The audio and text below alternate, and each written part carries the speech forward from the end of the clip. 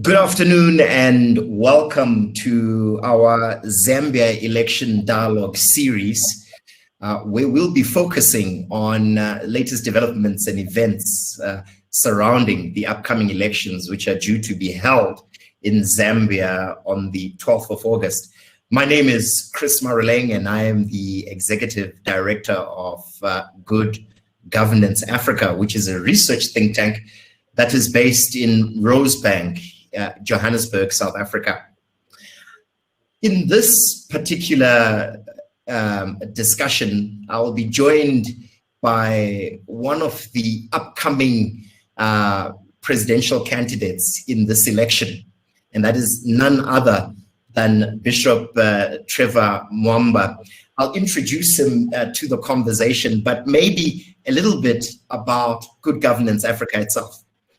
Good Governance Africa, as you might know, is an applied policy research think tank that is focused on promoting good governance across the African continent. And we do so through our research deliverables and, of course, through lobbying directly both public and private sector partners to engage and follow this concept of good governance.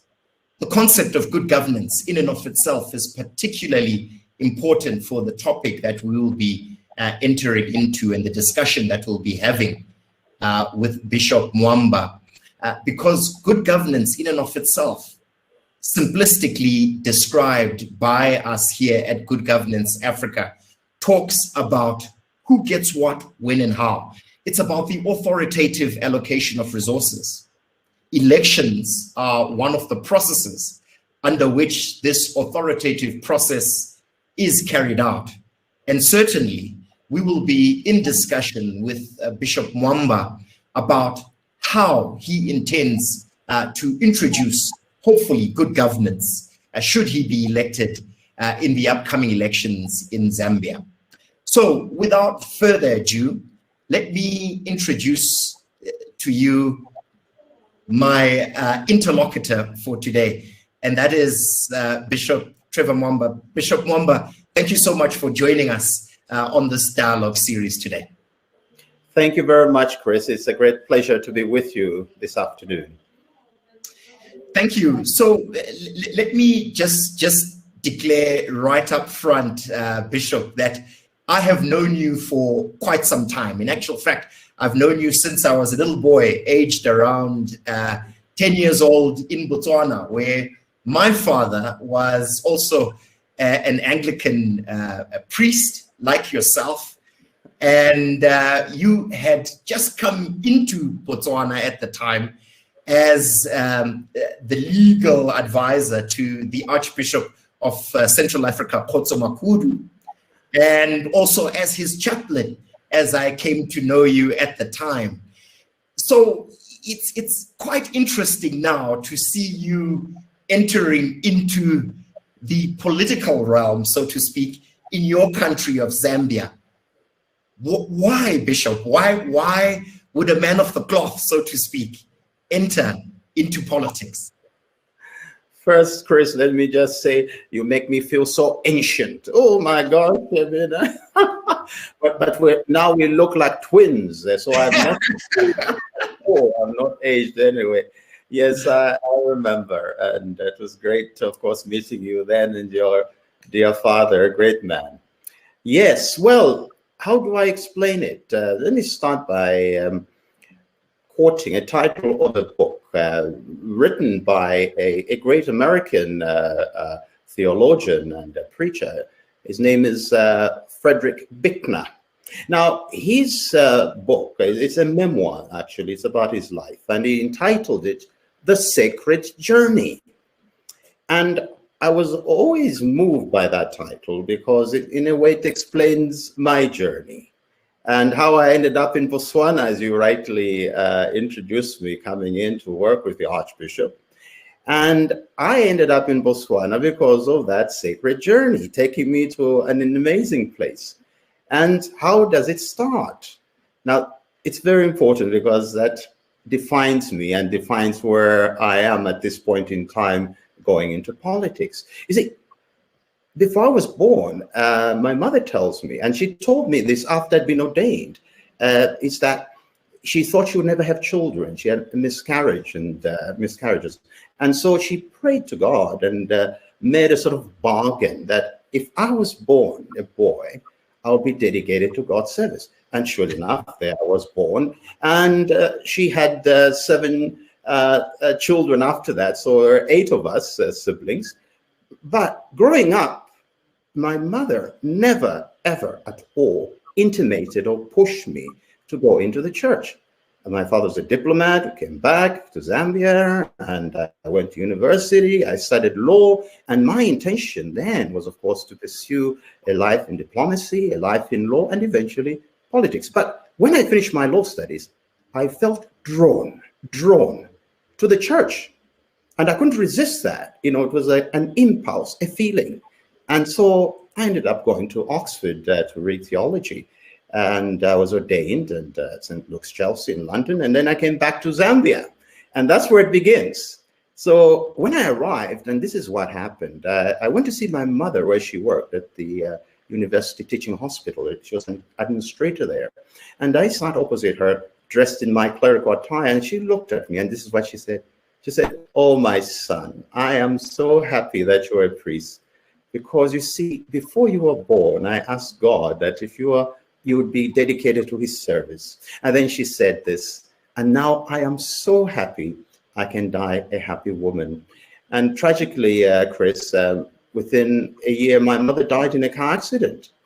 And then my life has been this sense of being directed, this sacred journey. So when I ended up in Botswana, it was precisely because of that. Archbishop Makudu was then the Archbishop, knowing me, appointed me and all the other bishops to be the legal advisor and secretary to them. That's how I ended up there.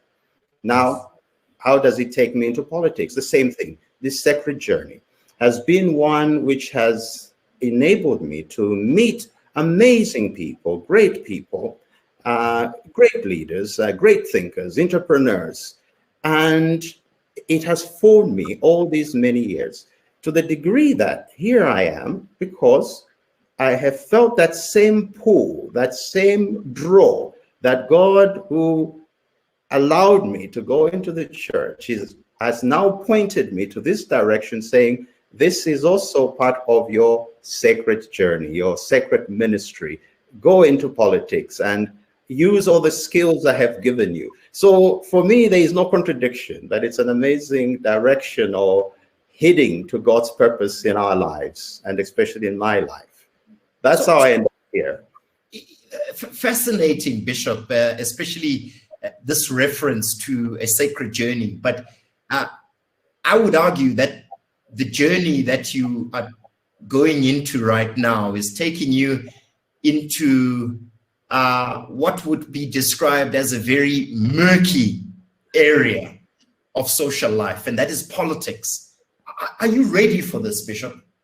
Absolutely, totally ready. In fact, I think all my life I've been prepared for this. But then you see, it's a definition. You use the word murky and all that, and it says, is politics really murky? My view is that no, politics is not murky. It is the people within it who make it murky. Politics on its own, it's a very honorable and noble profession. It's about service, truly defined. And the great politicians, and these are some of the politicians who I have met in my life, have been very noble people. I mean, take, for example, in the context of South Africa, when we think of the great leader, Madiba, President Mandela, what sort of person he was.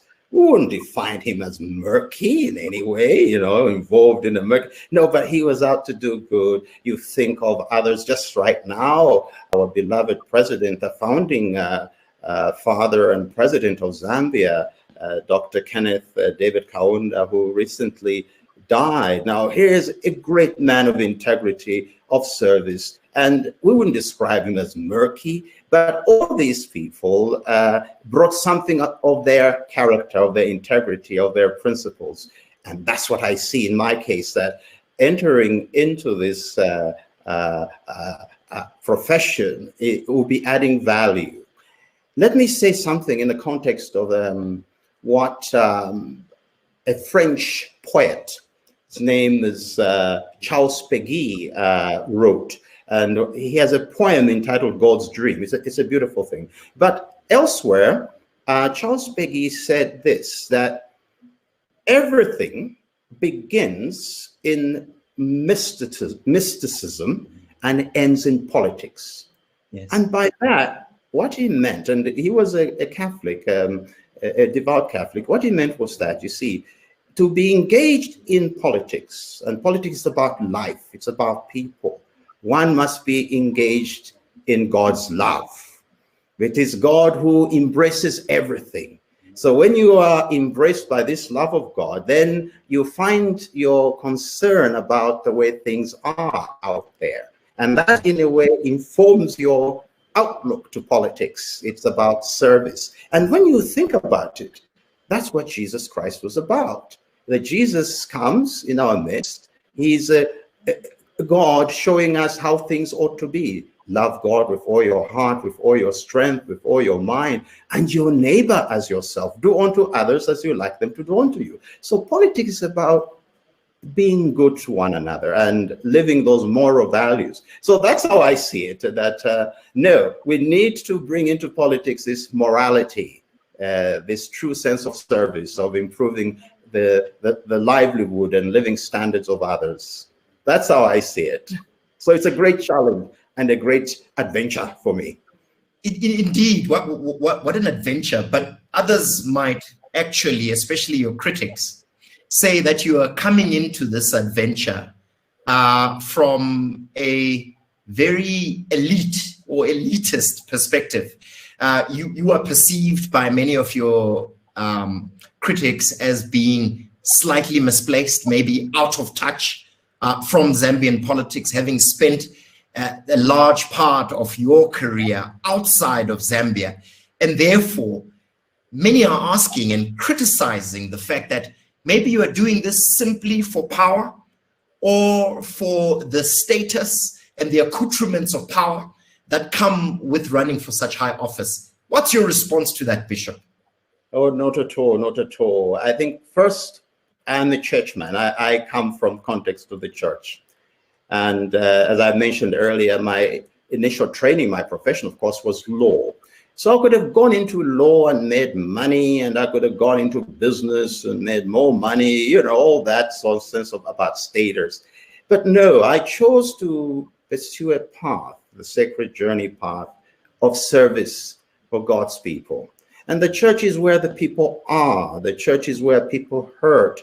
The church is where people feel. So the church is very much a part of the society at its best, at its worst, and at its, you know, potential, if you like. So what I'm saying in this context, therefore, no, the elitist approach, no, does not really apply in my case. I've worked in villages. I've taken services under trees. I have roughed it, and that's it.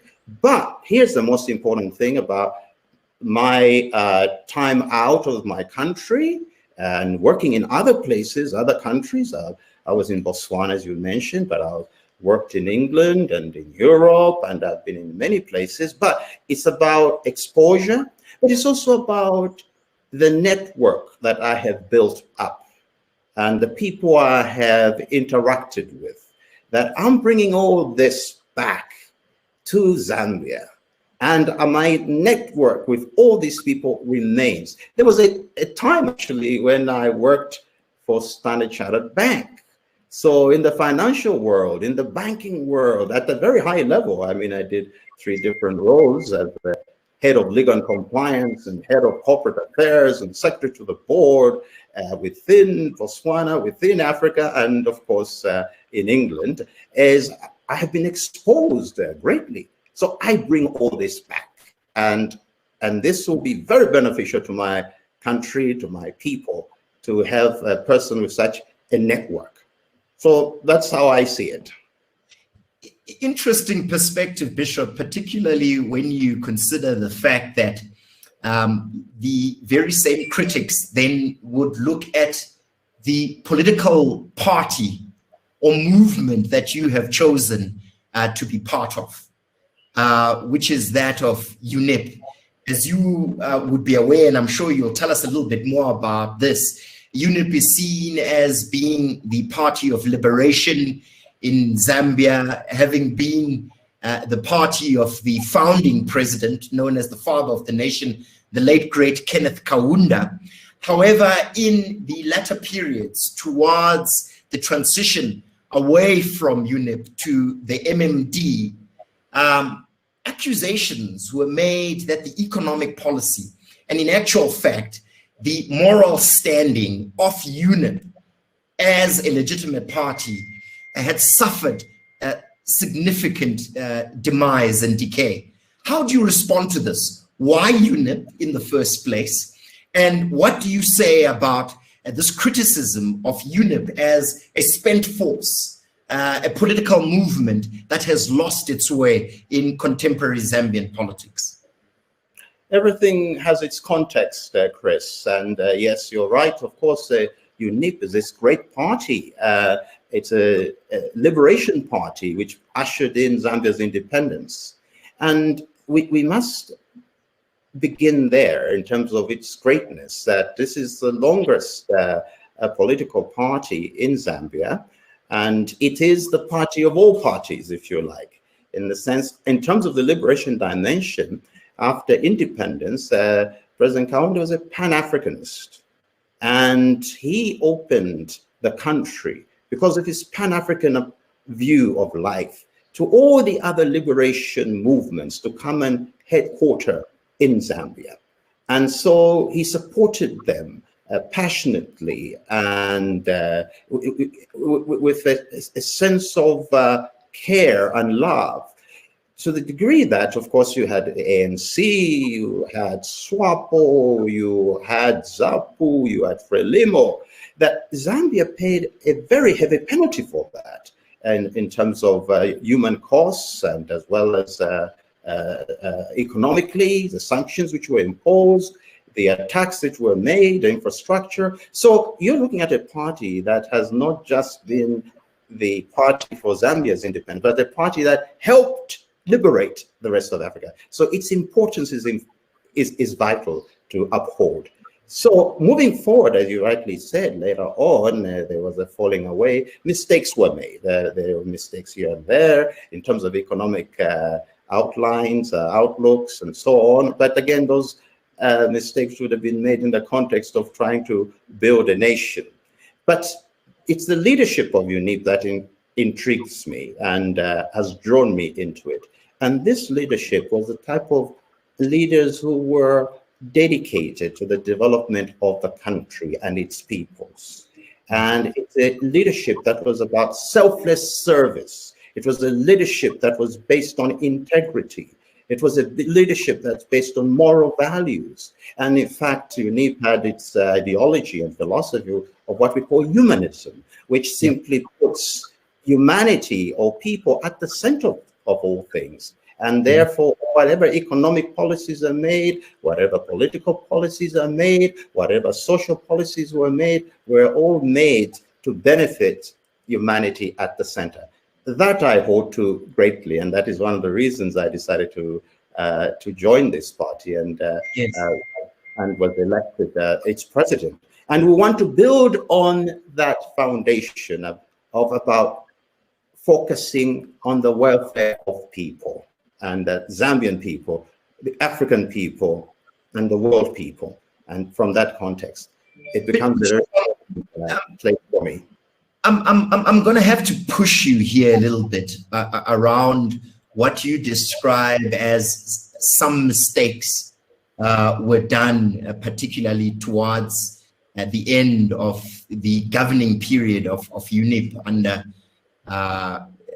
the late President Kenneth Kaunda, because here it really talks to the question of ideology. Are you trying to put forward to us a view that the ideology was the mistake in UNIP? And if that is what you're trying to say, then what is the ideology of UNIP now, and how do you locate yourself within this ideological debate in your party, UNIP? No. The ideology of UNIP has always been constant. Actually, it had nothing to do with that at all. It's been very constant. It was about serving the people and trying to develop a country. But if any mistakes were made, it was in the context of the times itself, which brought in a certain approach to development, a socialist approach to development. So certain decisions were made within the influences, external influences, which were influencing the rest of nations and decision-making processes at the time. We must understand that this is a time of the Cold War. And so there was a divide between West, East, capitalist or communist, and that sort of thing. And so we were caught up in that. And then certain decisions, of course, which were made did not augur well for our country's development. It was within that context. And Bishop, do you subscribe very directly to the concept of socialism? Does UNIP still subscribe to a socialist approach towards development, as you put it? Not at all. I think UNIP's position and my position going forward was always a pragmatic one. You see, when we talk about decisions that have been being made at the time, take, for example, the building of the Tanzara Railway. UNIP and the government actually maintained what we call an unaligned approach to the political context. They didn't want to be caught up in this battle of the titans. And so what would normally happen is that we would approach the West for assistance, for, guidance and so on. And if the West did not agree to whatever request was being made, then they'll go to the East. And hence, building the Tanzara Railway, many people don't realize that we went first to the Americans, the British, and the Canadians, and they said no. Then the Chinese said yes. So it's this pragmatic approach. So it has always been that pragmatic approach that is important, I think, in developing development. And it's something that one would want to build on, a pragmatic approach that benefits the people of Zambia, but not one that is dominates or destroys us, our identity. So, Bishop, at this stage, I also want to invite the various audiences that are watching us on various platforms to really submit your questions via the chat application if you're logged into the platform that we are holding this webinar. And talking of questions, we have a very interesting question here from one of the viewers of this webinar, and that's to you, Bishop. It's from Mulifi Libone. He says there have been reports on bribes for political elites and celebrities in order to sway the outcome. How sure are we that this election will be free and fair? And I think what he's also saying there, Bishop, is that you are also not one of those alleged political elites that have been bought off by one or the other dominant political force in your country.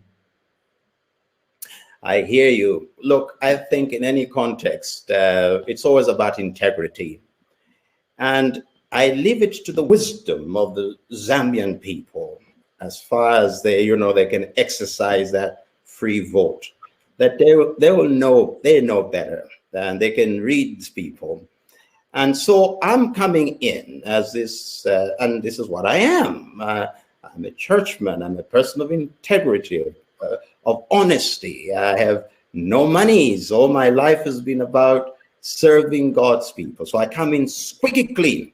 And by that, it means that I shall also ensure that my policies are about being squeaky clean. I shall ensure they're about transparency. I shall ensure that the Zambian people benefit from a wise leadership, a an understanding leadership, a competent leadership, all that. So I'm coming in from that context. But in context of people being bought here and there, people know these things and people can read between the lines. And so I would say, well, here you have a candidate who is squeaky clean. No matter how much you try to dig into the past, into the closet, you'll find nothing corrupt.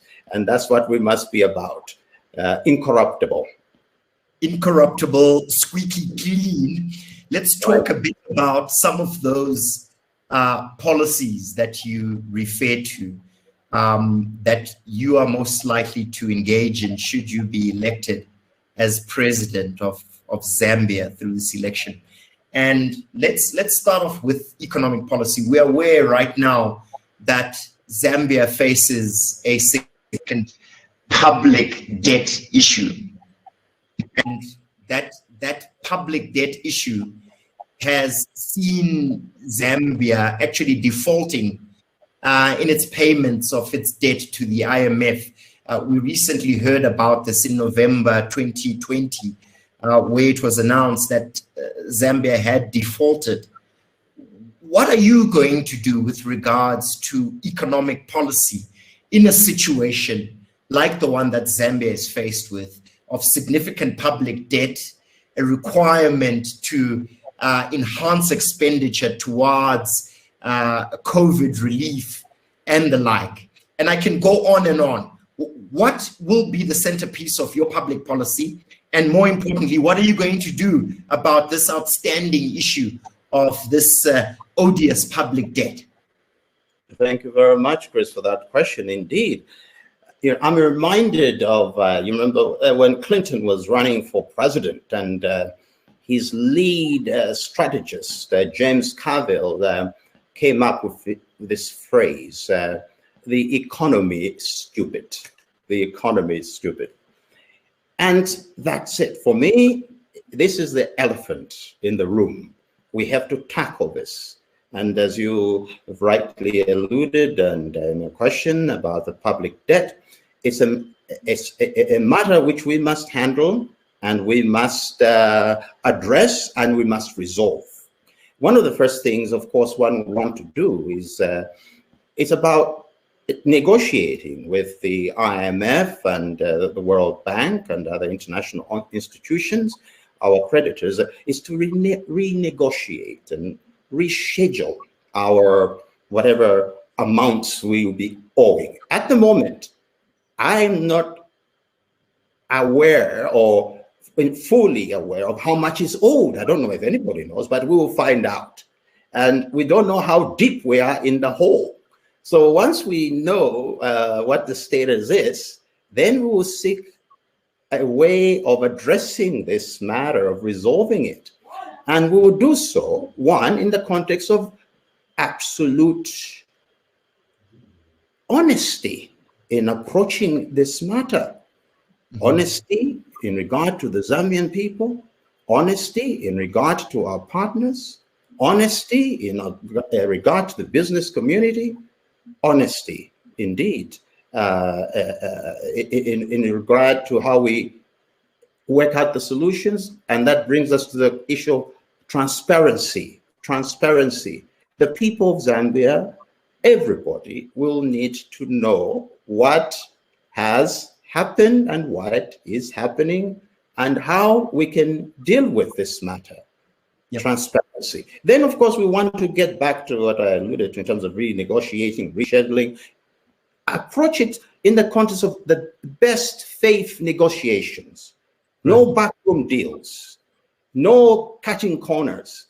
But everybody should know that this is where we are and this is how we must go about solving this issue. So the economy becomes very paramount to me in terms of resolving this. And we will be able to do it because Zambia, as many people know, and all our creditors and partners, is a very richly resourced country. It's endowed with minerals and with so much wealth that we should not be where we are. But we will do it together. And I think the other important thing in addressing the whole economic thing, and in my view, is get the best minds to deal with this.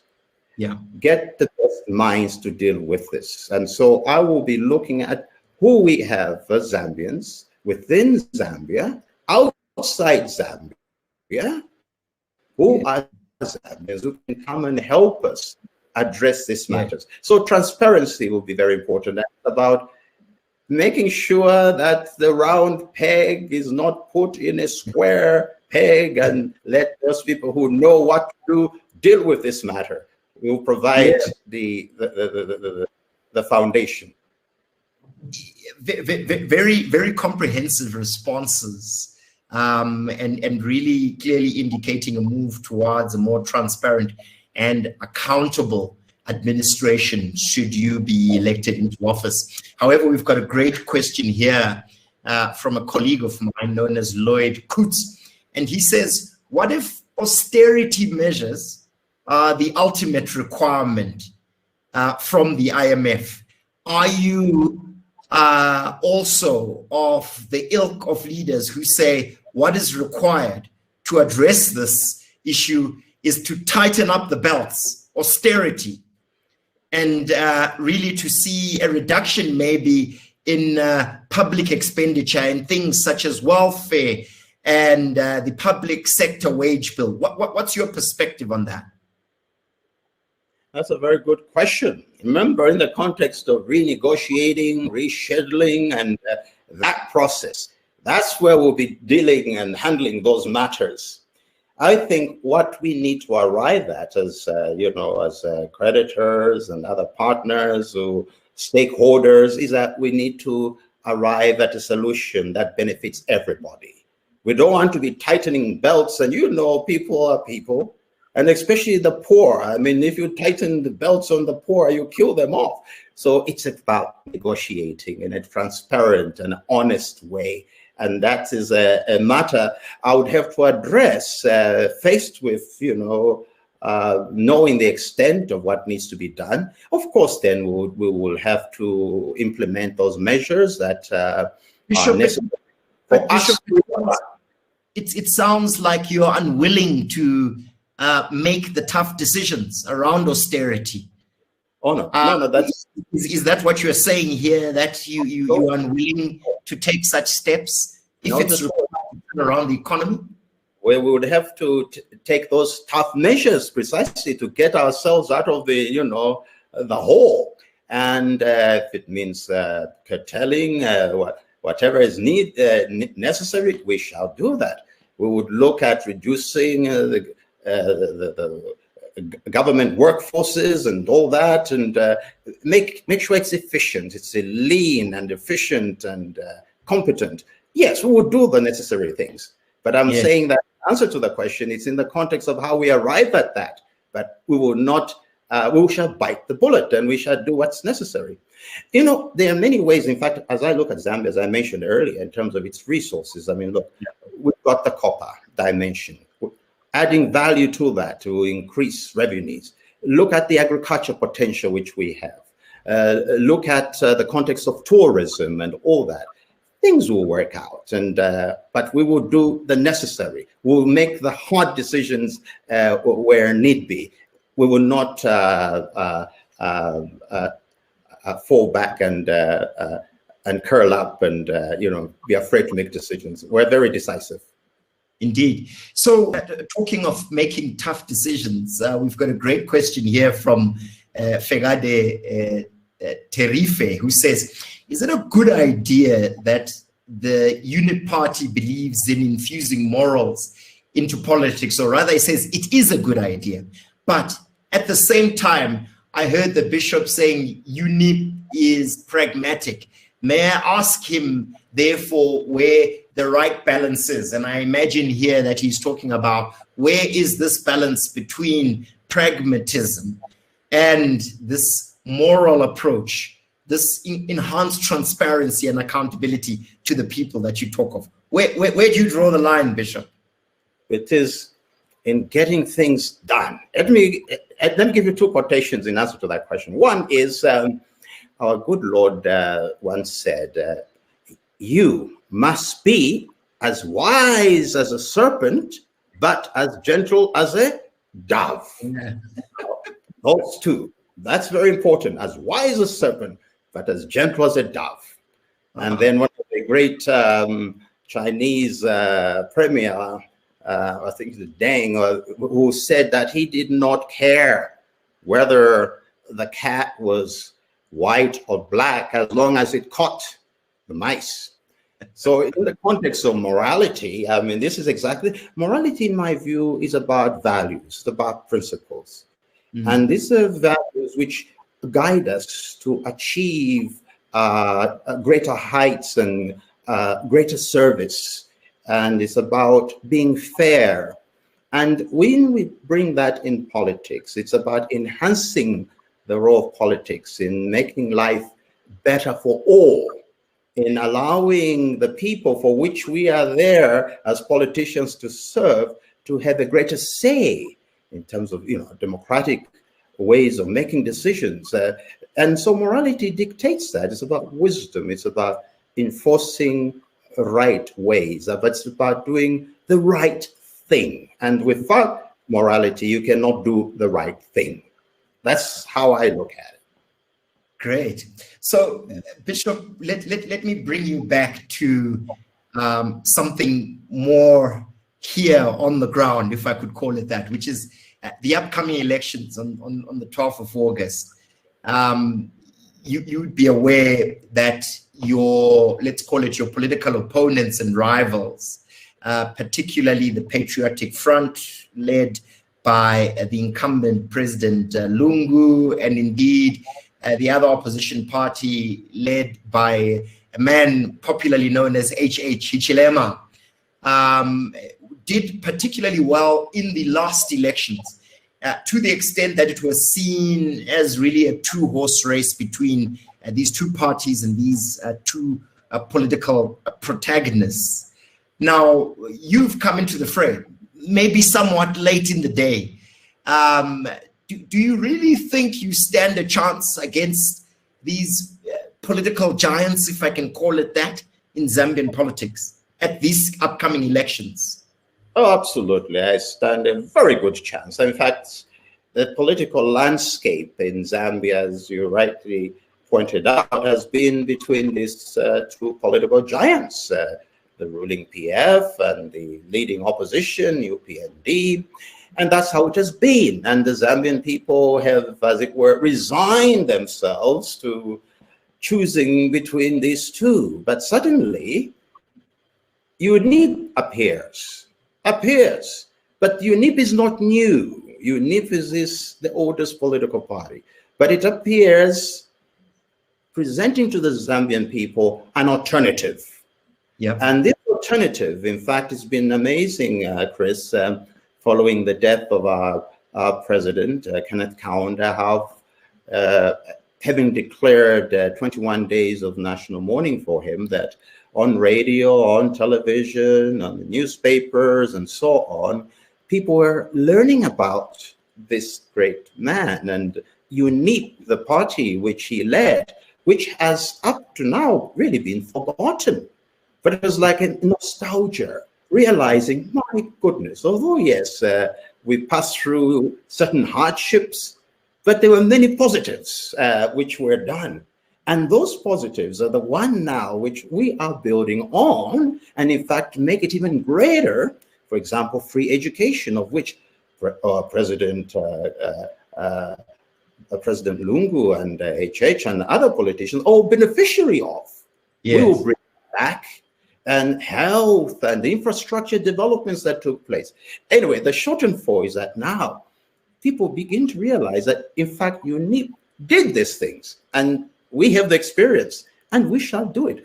I'm walking in those great footsteps to achieve even greater things, a greater economy for Zambia. And so, yes, it's not too late in the day at all. It's never too late. So the Zambians now have an alternative. There's no need to choose between this. There's a new item on the menu, very delicious. So I'll take your word for it, Bishop, about the taste of UNIP. But you know, really coming back to more concrete things.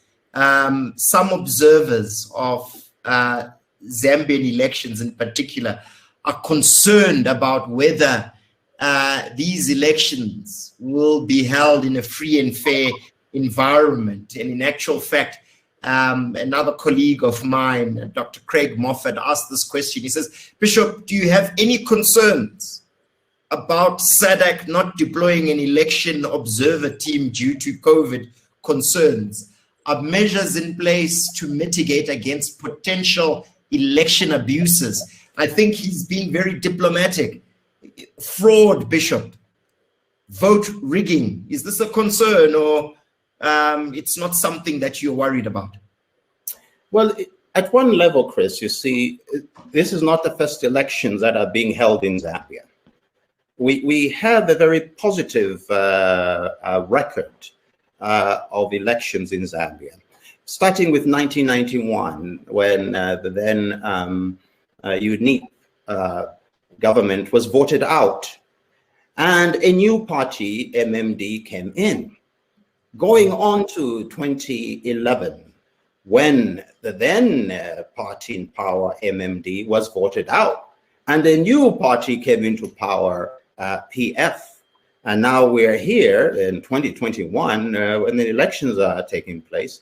So it's arguable to say that, no, we do have a track record of elections being held and government changing hands and peace prevailing. And so we want the same thing to happen this time. But what one could say is, yes, I think even it's something that I would build on, is that democracy is for the people, and all democratic rights must be exercised to the fullest. In this context, I mean that, for example, the Zambia National Broadcasting Services or other government-controlled media houses and so forth should be free for all other parties and given the same airtime, and in order to build and to nurture this democratic process that is ours. So we would want to enable that. But as it stands now, as things are, we believe in the wisdom of the Zambian voters who have exercised it in many ways, that yes, no matter how much there may be attempts to rig or twist things, it will not prevail. So it sounds like you are relatively comfortable that the electoral playing field is balanced enough to allow for the will of the people to prevail at these elections on the 12th? I'm not saying it's balanced enough. I'm saying that no matter how people may try to unbalance it, I believe in the resolve of the Zambian voters, that they understand and that they know that, in fact, going forward, we need to build a democracy in Zambia in which it's a level playing field. But our people, the voters, are resilient to see through these machinations. But going forward is something that should be free and fair for everybody, that we shouldn't even be talking about it now. Indeed, Bishop. However, if I may ask you a very direct question, what do you think your chances are at the polls? When I say your chances, I'm talking about yourself as the presidential candidate, and of course the chances of UNIP as a political party, since this is a general election. How do you view your electoral fortunes, if I could put it that way? Thank you very much. Starting with the party itself, we have for the first time fielded some parliamentary candidates across the country, not in all the constituencies, but in a number of constituencies. We got councillors who also been fielded, and mayoral candidates and so on. So it's for the first time in, say, 20 years that we're really effectively taking part. We've been in the wilderness, or I should say fast asleep, but we have awakened fully. So now that's where we are, and we expect to definitely win some seats. Now, in regard to my candidature as a presidential candidate, I think I stand a very good chance, like anybody else. It's all up in the air, and God being our help, I think we will declare victory, and you shall be invited to the inauguration. So I think it's all open. Thank you for the invitation, Bishop. But, you know, if we just look at the mere statistical probability of that win, it's quite implausible, if I could put it that way. Maybe something short of a miracle, something in your space, then, Bishop. How do you respond to that? Because as we agreed, in the past, it was the two political parties that had been dominant, the Patriotic Front, and of course, Mr. Hichilema's own party. I think, look, as I mentioned, yeah, it was this two power players. Now the alternative is there. And it's about looking at what the people want, the future of Zambia. Here, they have a candidate who hails from the church. I'm a bishop, I'm a shepherd. Zambia at this critical time needs a shepherd, a pastor, a unifier, a reconciler, a man of integrity, a man competent enough because he has all the skill sets which I have gathered from my various roles in life, a man with connections. So in short, as the Zambian voters go, they will be thinking about all that. And the one who will stand out will be this fellow. And of course, I'm not coming from a naive and immature place, but a man of immense experience. I have links in most of the governments in the world and contacts at the highest level. In business, and that is what they'll be looking at. But I think profoundly, Zambians at this time are looking for a healer who can bring the nation back together, a reconciler, to bring us back to what President Kaunda always tried to impress upon us, that one Zambia, one nation. A leader who will inspire them to live up to the very best within themselves in terms of their abilities and potential. So yes, that is where the miracle comes in, and I think miracles happen, and it shall happen this time around as well. Fantastic. We've got another question for you, Bishop, coming from the floor, from one of our viewers today, and that's Anna Mulai Chalmers, and she says, Bishop, thank you very much for your service in the past and future. In the context of Africa, LGBTI are often victims and scapegoats to winning elections. It is well documented how politicians in Zambia have instigated violence against LGBTI people. May I ask if you and your party have plans to change the situation for LGBTI community in Zambia, Bishop? Thank you very much. That question touches on discrimination, demeaning a sector of society or people and so on. We've been talking recently in the context of Zambia, in context of tribalism. It's all about discrimination. Who is better and who is holier and all that.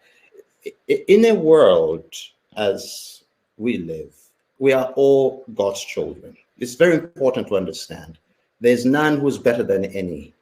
We are all invaluable, priceless beings made in the very image of God. And any laws that discriminate and trample upon individuals for whatever reason or basis and so on, whether it be race, whether it be religion, whether it be sexual orientation and all that, such laws should, of course, be addressed and appropriately amended to enable people to realize the great being of which they are. So that's our position. That's our position I stand on. Yeah, and in actual fact, it seems to be very much aligned to the position of the founder of your political party, UNIP, President Kenneth Kaunda, the late, because he talked of humanism as an approach towards understanding his engagement with communities, dealing with difference. Is it based on that, apart from your deep religious conviction? Do you also agree with this humanist concept that President Kaunda had? Yes, indeed. I mean, President Kaunda's humanist approach, in fact, it's a spiritual, it's a religious one. It's not the humanistic concept of, which after the Renaissance, which draws a line between humanity and anything spiritual. But no, this is built on, in an African context, Chris, Ubuntu. You are because I am. We exist because that's what defines our humanity. And so yes, we very much build on that, and we need to enhance that. We matter. And for me, that brings us back again to even a deeper understanding of, in terms of discrimination and all that, why we shouldn't, as I've alluded to again, it's a spiritual thing. We are children of God. God lives in each one of us. And so when I look at you, I'm not just looking at Chris Maroleng, I'm looking at a divine being in who embodies the mystery of life, God in you, God in me. And to respect you is to respect the Creator. And that's what we need to evolve towards. And it breaks down barriers, because we realize we're all one. And then to conclude in this context, diversity in life is a gift from God. We're enriched by difference. But that difference should not separate us. It should enhance the wonder in each of us towards the other, and the diversity in nature. So in life, it's not so much about how we should all be the same as how we should appreciate the diversity in life, which enriches us and makes us all special. And we need to live with that difference, but in a difference that is in the context of building us up together and appreciating life and nature together. Wonderful, Bishop. I'm cognizant of the time, so I must ask you this very sort of direct and pointed question, which talks about your fitness and that of UNIP to govern. Is UNIP fit to govern? Is Bishop Trevor Mwamba fit to govern? If so, why? Totally. UNIP is definitely fit to govern. And before I came to this space where I am and talking with you, of course, I had to contest the UNIP presidency. And I was elected as the UNIP president, coming to 3 months this month. And of course, now the presidency of Zambia is Trevor Mwamba fit to govern? Yes, absolutely. How and how can that be? Well, my whole life has been one framed in context of leadership. When we introduced me at the beginning, I was legal advisor to a great Archbishop Makudu. At the time, he was in fact the president of the World Council of Churches, the president of the All Africa Council of Churches, and many other international, and how was his secretary. So I am a person who behind the scenes have advised those who make decisions. When I was in banking as a head of legal and compliance, as head of corporate affairs, as secretary to the board, I was number 2 to the, anyway, my experience is very deep and it is one of leadership. So now I'm coming to the fore. My life also has been influenced by great men. Among them, of course, President Kaunda. When I was in Botswana at the time, a very beautiful, one of the greatest leaders, Kutumiri Masiri, who I compare to Lee Kuan Yew, Singapore, and how he led Botswana and how he developed Botswana. So I've been learning firsthand from this great man, President Mandela. One doesn't want to kind of like draw out am I fit to govern? Well, of course. How? Because first I've sat at the feet of these great leaders. Now, the next point is that the time has come where a certain type of leadership is required, not just for Zambia, for Africa as well. And I think I am now ready for that role in my separate journey to be a true servant to God's people, to provide that leadership that people would like to have in a leader. Wonderful, Bishop. Kaunda is somewhat more cynical in his approach, and he asked this question from the floor. He says, "Good afternoon, Bishop. Most recently, the Malawi head of state, who also gave some confidence by being a man of the cloth, was embroiled in a nepotism scandal involving his daughter. How will you steer clear of such challenges that repeatedly plague this continent?" And I think this is the crux of the matter here, Bishop, why we're asking you. Yes, we understand and we get the fact that you're a man of the cloth. Yes, we understand that you come from a moral and value system that talks of transparency and accountability. But the people out there have been promised so many things by so many African leaders who claim similar moral convictions. What's different about you, Bishop? Integrity, integrity, integrity, integrity. And that's what I am, you know, and I also don't compare myself to others. Those are them, but this is me. So when I come into this role, I'm coming in from years of being a student of leadership, reading about leaders, meeting these leaders. I mean, I mentioned among my great mentors, Sakitumi Masiri, Mandela, President Kaunda, but there's another interesting man who I met, and this was the former president of Tanzania, the late president of Tanzania, Nyerere, Mwalimu Nyerere. Talk about integrity. I even wrote a paper entitled The Art of Leadership. So that question is very important. I'm about integrity. I would not do something that goes contrary to what I have been. And so in the context of nepotism and other things, it's something which I would avoid at all lengths. So it's about going for the very best in terms of appointments and people who should be there. And not because you are my friend, no. But if you are capable of doing that, then you are the best. And it has gone through what I call an arm's length approach, and I'm not involved, and you are picked and you may be related to me, then it's not something that I would have had anything to do with it. So in short, it's about getting the best people for the best jobs, but I will have nothing to do with saying, Chris is my friend, give him this job. Chris is my cousin, give him, no, we must run away from that. Get the very best. So basically my approach is one of integrity. My approach is also one of meritocracy. Let people be where they are because they are the ones who should be there. Indeed, one of the terms that come from the church is the concept of stewardship and sound stewardship.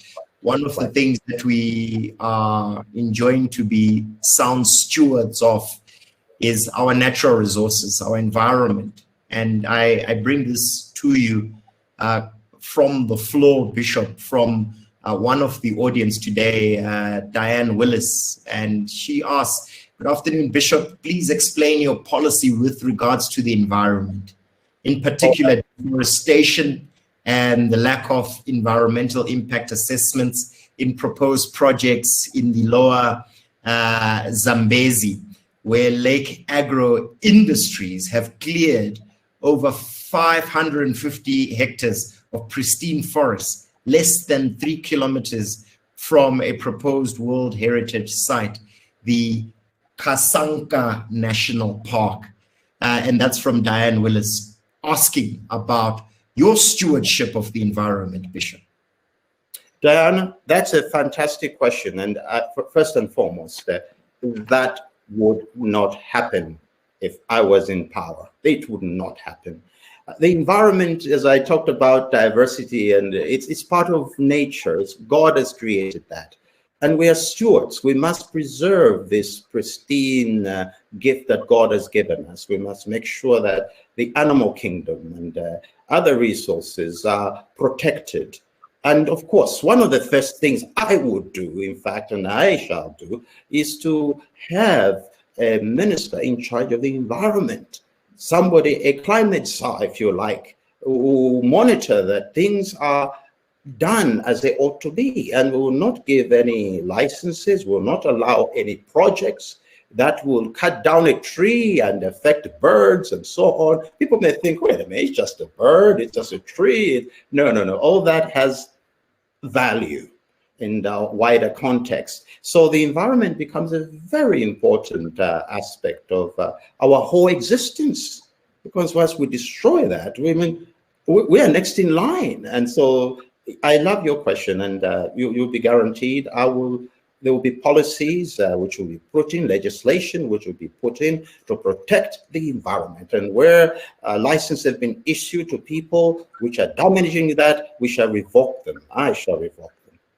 Wonderful, Bishop.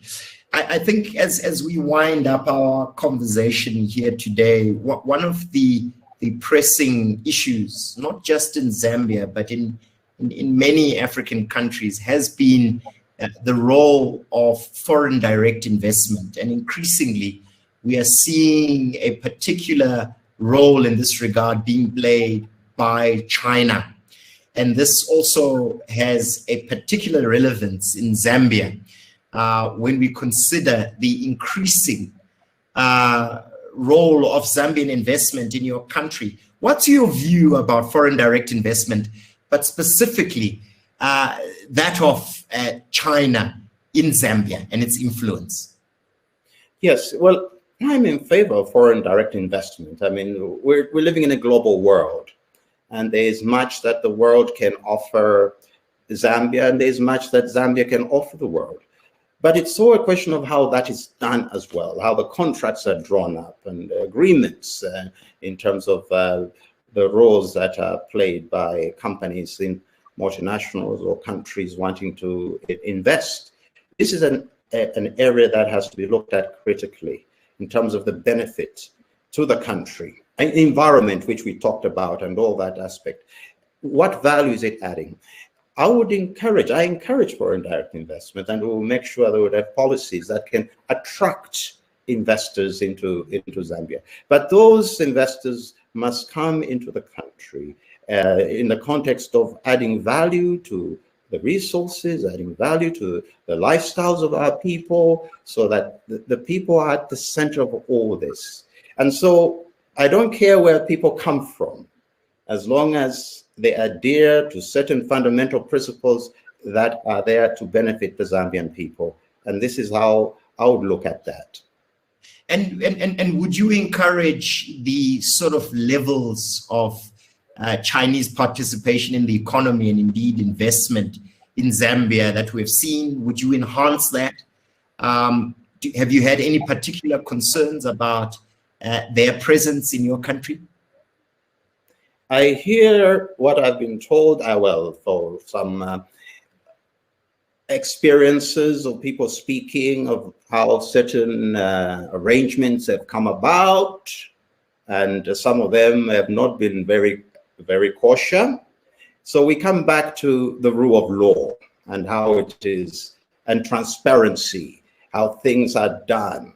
And as long as any country, any company is interested in coming to Zambia, we'll say, you are welcome. However, these are the terms on which we want to engage.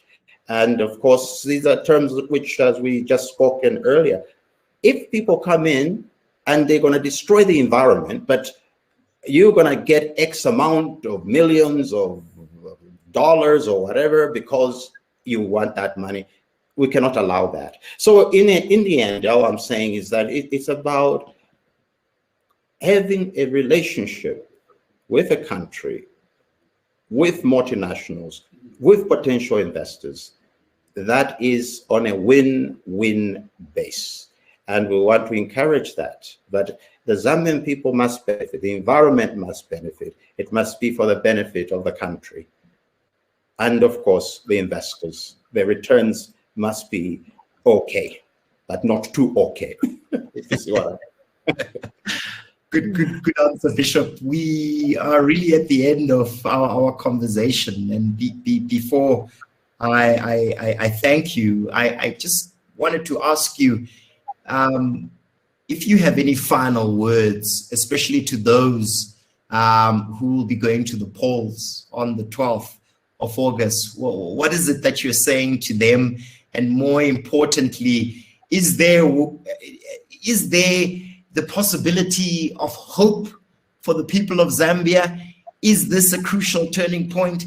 And are you the catalyst for this change that you are advocating for? Absolutely, Chris. I think the one message is simply, yes, vote for Trevor Mwamba as president of Zambia. Vote for UNIP. Vote for transparency. Vote for the rule of law. Vote for prosperity. Vote for peace and one Zambia, one nation. Vote for a greater Zambia.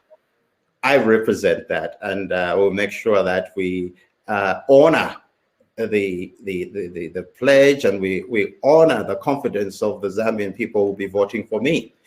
One of the things I'd like to say is that once we're in power, Chris, is that I will ensure that our institutions work. They will have to work. The anti-corruption bodies like that, the judiciary will have to work, the legislation will have to work. All institutions will have to work with integrity, that they must perform their job. And in that context, I will ensure that we bring in experts, as I mentioned, skilled people who know what to do. And that will be from within the country and from outside the country, as long as they are able to uplift Zambia. So I will ensure that institutions work, transparency is there, and the investors are welcome, and we develop a prosperous and better Zambia going forward. Bishop Trevor Mwamba, it's been a singular privilege and pleasure to have had this discussion with you. We wish you and UNIP all the best, and indeed the people of Zambia as you go to your elections on the 12th of August. Thank you so much for agreeing to this interview. Chris, thank you very much for this honor, and God bless you and your family and all the good work that you are doing. Thank you very much. Thank you, Bishop. All the best.